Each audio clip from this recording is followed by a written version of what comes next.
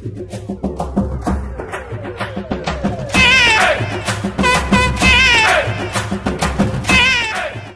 Friends, welcome to Sengairaji YouTube channel. நான் உங்கள் செங்கைராஜி.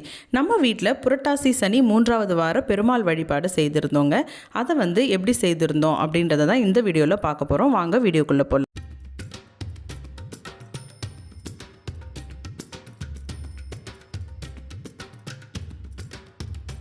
பெருமாளுக்கு பண்ண துளசி தீர்த்தம் ரெடி. இதில் வச்சுக்கணும். இதை அப்படியே எடுத்துட்டு போய் பெருமாள் கிட்ட வச்சிடணும்.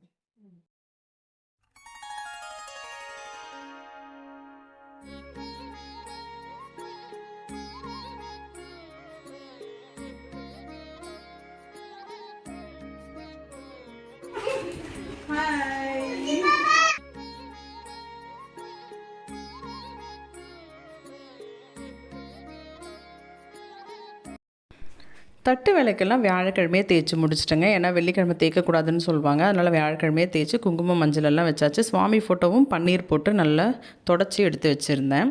இந்த 2 விளக்கு பார்த்திங்கன்னா சங்கு சக்கர விளக்கு எங்கே பாரு கண்ணில் தென்பட்டுகிட்டே இருந்தது.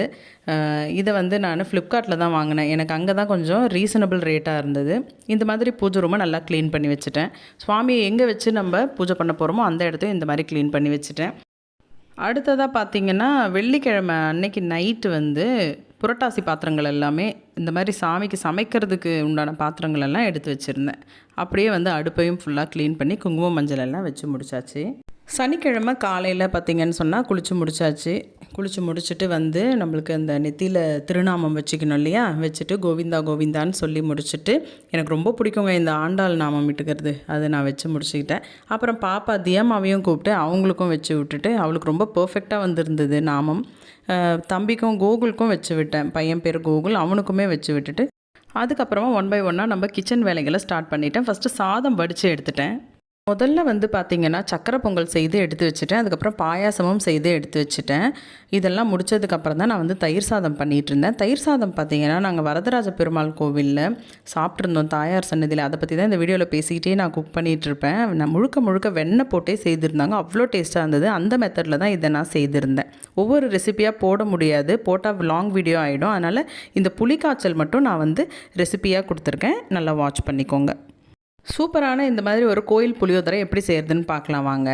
கொத்தமல்லி விதை ஒரு 2 ஸ்பூன் எடுத்து நல்லா வறுத்துக்கணும். கடலைப்பருப்பும் 1 ஸ்பூன் எடுத்து வறுத்துக்கணும். உளுத்தம்பருப்பு சேர்த்துருக்கோம். நல்லா லேசாக வறுத்துட்டே வாங்க, தீயை விட்டுறக்கூடாது. எள்ளு கண்டிப்பாக சேர்க்கணுங்க. ஏன்னா சனிக்கிழமை கும்பிடும்போது சனிக்கு உகந்த எள்ளு கண்டிப்பாக ஆட் பண்ணணும். அதுக்கப்புறமா அது லேசாக பொரிஞ்சு வர சமயத்தில் காஞ்ச மிளகாய், மிளகு, சீரகம் இதெல்லாம் சேர்த்துக்கிறோம்.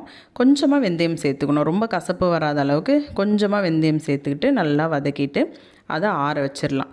இப்போது இந்த புளியை கொதிக்க வைக்கணும் இல்லையா, அதனால் ஒரு கடாயில் நல்லெண்ணெய் சேர்த்து நல்லெண்ணெய் நல்லா சூடானதுக்கப்புறமா வேர்க்கடலை நல்லா ஒரு கைப்பிடி போடுங்க. கொஞ்சம் கடலைப்பருப்பு, கொஞ்சம் உளுத்தம்பருப்பு, காய்ந்த மிளகாய், அதே மாதிரி கருவேப்பிலை இதெல்லாம் போட்டு மஞ்சள் தூள் போட்டு நல்ல பொன்னிறமாக தான் செவக்கணும், தீயவே கூடாது. அதுக்கப்புறமா திட்டமாக புளியை சேர்த்துக்கோங்க. புளி நல்லா கரைச்சி வச்ச புளியை சேர்த்துக்கிட்டு இது நல்லா கொதி வந்ததுக்கப்புறம் பார்த்திங்கன்னா நம்ம அரைச்சி வச்சுக்கணும் அந்த பொடியை. ஆற வைக்க சொன்னோம் பார்த்திங்களா, அதை மிக்சியில் நல்லா பவுடர் பண்ணி வச்சுக்கோங்க. இந்த பவுடரை இதில் சேர்த்து நம்ம நல்லா கொதிக்க விடணும். இதுக்கு தேவையான அளவு உப்பு மட்டும் சேர்த்து கொதிக்க வச்சுக்கோங்க.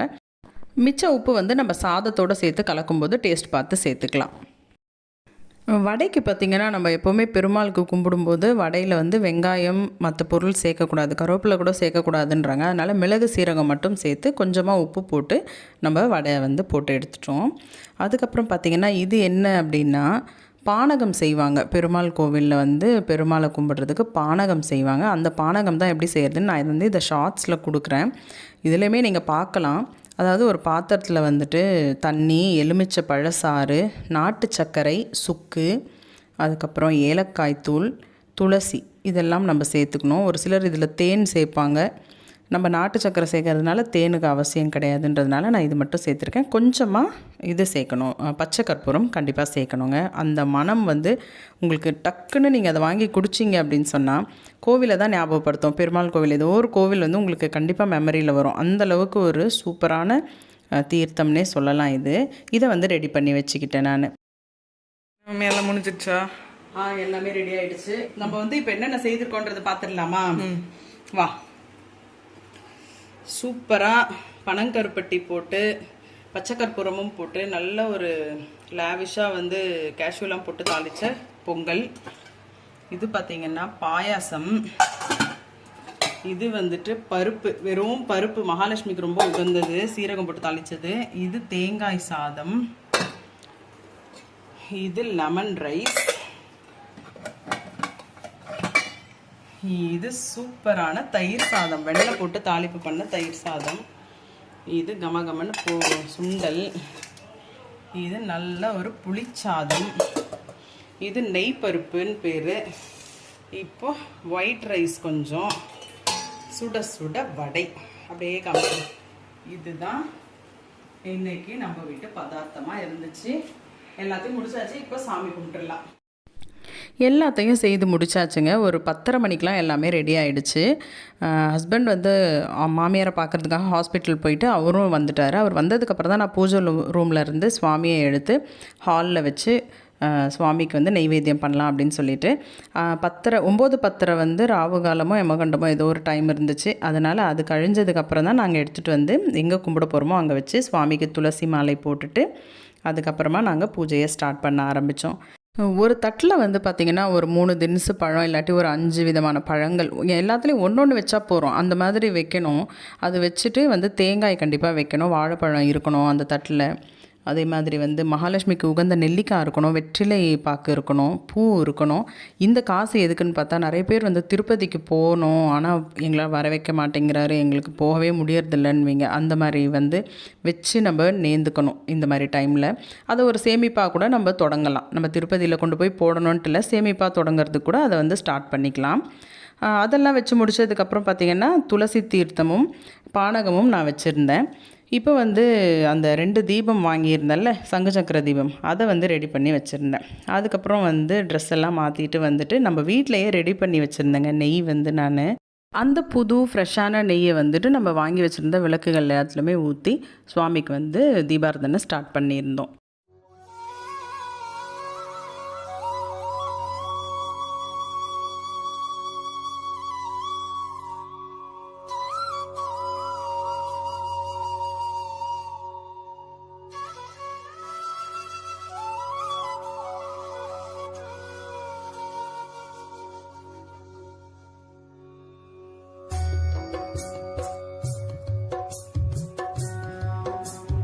விளக்கெல்லாம் ஏற்றி முடிச்சதுக்கப்புறம் பார்த்திங்கன்னா ரொம்ப பயபக்தியாக உட்காந்துட்டேங்க எல்லாம் முன்னாடி. ஏன் அப்படின்னா அந்த இடத்துல படையல் போட்டேன் சுவாமிக்கிட்ட. கீழே வந்து நான் சுவாமி முகத்தை வந்து அந்த இதுலேயே கொண்டு வருவாங்க பார்த்திங்களா, சாப்பாடுலேயே அந்த மாதிரி கொண்டு வரலான்னு உட்காந்துருக்கேன். எனக்கு வந்து ஒரு மாதிரி நர்வஸாக இருந்தது, எப்படி வரும் முகம் அப்படின்ற மாதிரி ஒரு மாதிரி இருந்துச்சு. சரி இருந்தாலும் அவர்கிட்ட நல்லா வேண்டிக்கிட்டு அந்த சாதத்துலேயே அந்த முகம் நல்லா வரணும் அப்படின்னு சொல்லி நான் பேசிக்கிட்டே நான் பண்ணிகிட்டு இருந்தேன். ரொம்ப நல்லா வந்திருந்து முகம்.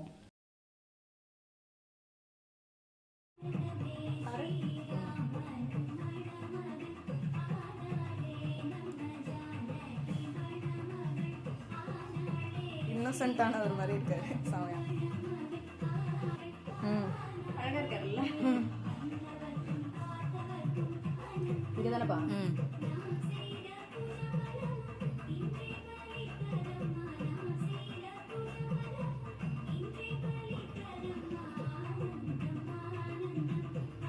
என்ன பர்ஃபெக்டா பண்றேன், எல்லாத்தையும் கரெக்டா வராரு. நான் நினச்சதை விட ரொம்ப அழகாக வந்திருந்தாருங்க பெருமாள். இதில் வந்து பார்த்திங்கன்னா அந்த திருநாமமும் அவ்வளோ அழகாக வந்திருந்தது. எல்லாமே நல்லபடியாக முடிஞ்சது. ரொம்ப மனசுக்கு சந்தோஷமாகவும் நிறைவாகவும் இருந்தது இந்த முறை வழிபாடு. அதுக்கப்புறமா அந்த சைடு வந்து பெருமாளோட ரைட் சைடில் சக்கரமும், இந்த சைடில் வந்து சங்கும் வந்து நான் வரைஞ்சிருந்தேன். அது எதில் பண்ணியிருந்தேன்னு பார்த்திங்கன்னா, பொங்கலில் வந்து சக்கரமும், தயிர் சாதத்தில் வந்துட்டு சங்கும் வச்சுட்டு சுற்றி வந்து வடை வச்சுருந்தேன். ரொம்ப நல்லா இருந்தது பார்க்குறதுக்கு. வந்திருந்தவங்க எல்லாருமே ரொம்ப நல்லா இருக்குன்னு சொன்னாங்க. அப்படியே அந்த சுண்டல், சின்ன சின்ன போண்டா மாதிரி போட்டிருந்த அந்த உளுந்து, வடையாட்டம் போட்டிருந்ததெல்லாம் நம்ம கழுத்துக்கு ஆபரணமாக வச்சுட்டோம். இலையோட இந்த மூலையும் அந்த மூலையும் பார்த்திங்கன்னா தழுவை போட்டிருந்தோம். தயிர் தழுவை, தயிர், பருப்பு, நெய் இதெல்லாம் போட்டு வெள்ளை சாதத்தில் போட்டு வச்சுருந்தோம். இப்போ வழிபாடு என்னென்னா, நம்ம வாசல்லேருந்து ஏற்றிட்டு வருவோம் பார்த்திங்களா, அந்த வழிபாடு தான் முக்கியமான வழிபாடு. இது தான் படி பூஜை எல்லாமே இதில் அடங்கும். சுவாமியை வீட்டுக்குள்ளே அழைக்கிறது இது அப்படின்னு சொல்லுவாங்க. வாழை இலையை சின்ன சின்னதாக கட் பண்ணி அப்படியே அங்கேருந்து அதில் கற்பூரம் வச்சு போட்டுட்டு அப்படியே ஏற்றிட்டு வந்துட்டோம். ஏற்றிட்டு வந்துட்டு அதுக்கப்புறம் நம்ம வீட்டுக்குள்ளே தீபாராதனை காட்டணும். இதுதான் வந்து இதோட முறை.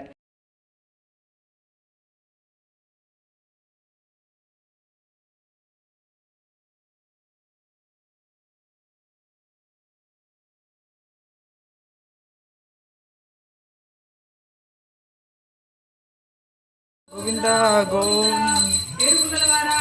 ரமணா கோவிந்தா கோவிந்தா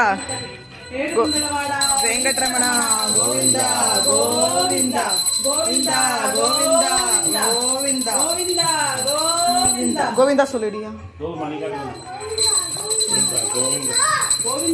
கோவிந்தா கோவிந்தா கோவிந்தா கோவிந்தா.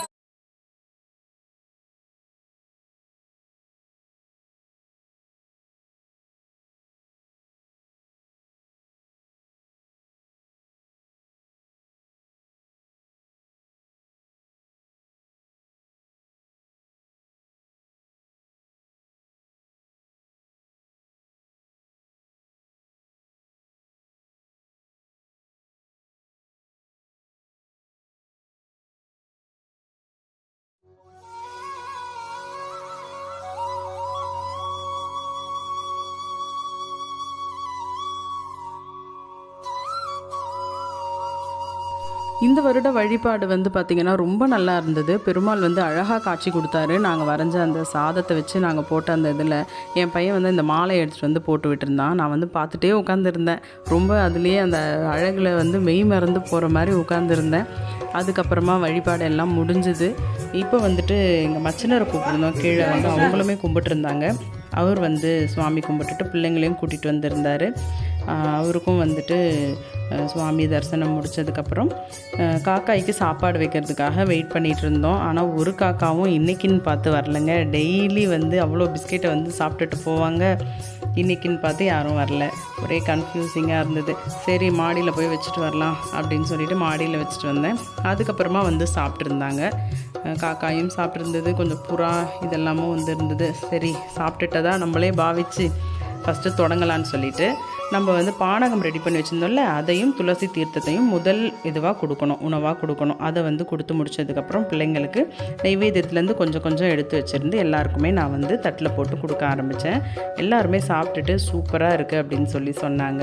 ரொம்ப ஜாலியாக இருந்தது. இந்த வருஷம் என்ன ஒரு குறைனா, எங்கள் மாமியார் ஹாஸ்பிட்டலில் இருந்தாங்க, கொஞ்சம் உடம்பு சரியில்லைன்னு சொல்லி அவங்களுக்கும் வீடியோ காலில் போட்டு சுவாமி தரிசனத்தை காமிச்சாச்சு. ரொம்ப ஹாப்பி. அவங்க இப்போ வந்து சரியாயிட்டாங்க. அவங்க வந்து அன்னைக்கே வந்து டிஸ்சார்ஜ் ஆகியும் வீட்டுக்கு வந்துட்டாங்க. ரொம்ப ரொம்ப சந்தோஷம் அதுவுமே எங்களுக்கு.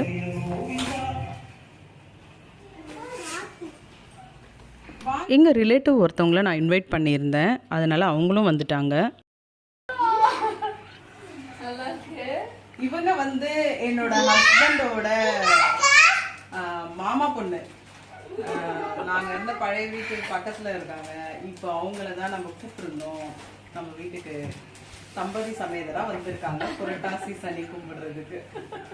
இவங்க வந்து என்னோட ரிலேட்டிவ் தாங்க, ஹஸ்பண்டோட மாமா பொண்ணு. அவங்க வந்து மாமியாரை பார்க்கறதுக்காக ஹாஸ்பிட்டலுக்கு வந்திருந்தாங்க. அப்போ வந்து நான் இன்வைட் பண்ணியிருந்தேன், கண்டிப்பாக 2 பேரும் வீட்டுக்கு வந்து சாப்பிட்டுட்டு தான் கிளம்பணும் அப்படின்னு சொல்லி. அதனால் அவங்க அம்மா வீட்டுக்கு போயிட்டு ஆன் தி வேல இங்கே வந்து சாப்பிட்டு முடிச்சுட்டு கொஞ்சம் நேரம் நல்லா பேசிகிட்டு இருந்தோம். இதை என் ஹஸ்பண்ட் சிசிடிவியில் பார்த்துட்டு எங்களுக்கே ஃபோட்டோ எடுத்து அமிச்சார். என்ன அரட்டை அடிச்சிட்டு இருக்கீங்களா அப்படின்னு சொல்லி பேசிகிட்டே இருந்துட்டு அதுக்கப்புறமா தாம்பூலம் கொடுக்கணுமே அப்படின்னு சொல்லிட்டு தாம்பூலம் ரெடி பண்ணி அவங்களுக்கு கொடுத்து அனுப்பிட்டேன். ரொம்ப மனசுக்கு சந்தோஷமாக இருந்தது. ஏன்னா வரலட்சுமி நோம்புக்கு இவங்களை வந்து நான் இன்வைட் பண்ண முடியல அந்த டைமில். அதனால் இந்த முறை வந்தது அவங்களுக்கு கொடுத்து அனுப்பிச்சிடலாம் அப்படின்னு சொல்லிட்டு அதையும் அவங்கக்கிட்ட கொடுத்து விட்டுட்டேன். அவங்களெல்லாம் அனுப்பி முடிச்சதுக்கப்புறம் பார்த்தா மாமியார் டிஸ்சார்ஜ் ஆகி வராங்க அப்படின்னு சொல்லிட்டு சொன்னார் ஹஸ்பண்டு. ஓகே அப்படின்னு சொல்லிட்டு நான் சாமியை வந்து பூஜை பண்ணிவிட்டு நாமத்தை எடுத்துடணும் இல்லையா, அதனால் நாமத்தை எடுத்து வச்சுட்டேன். சுவாமியை அங்கேயே தான் வச்சுருந்தேன். மாமியார் வந்ததுமே அவங்க பார்க்கும்படி இருக்கட்டும் அப்படின்னு சொல்லி அதுக்கப்புறமா எல்லா பூஜையும் முடிஞ்சு சுவாமியை எடுத்துகிட்டு போயிட்டு அன்னைக்கே நாங்கள் பூஜை ரூம்லேயும் வச்சுட்டோம். இது தாங்க நம்ம வீட்டு புரட்டாசி சனி வழிபாடு vlog. இது எப்படி இருந்துச்சுன்னு எனக்கு நீங்கள் சொல்லுங்கள். கண்டிப்பாக இந்த வீடியோ எல்லாருக்கும் பிடிச்சிருக்குன்னு நம்புகிறேன். அந்த பெருமாளுடைய பரிபூர்ண ஆசீர்வாதங்களும் அருளும் உங்கள் எல்லாருக்கும் கிடைக்கணும்னு நான் பிரியப்படுறேன், நான் வந்து வேண்டிக்கிறேன். இந்த வீடியோ பிடிச்சிருந்தா லைக், ஷேர் அண்ட் சப்ஸ்கிரைப் பண்ணுங்கள் ஃப்ரெண்ட்ஸ். தேங்க்யூ.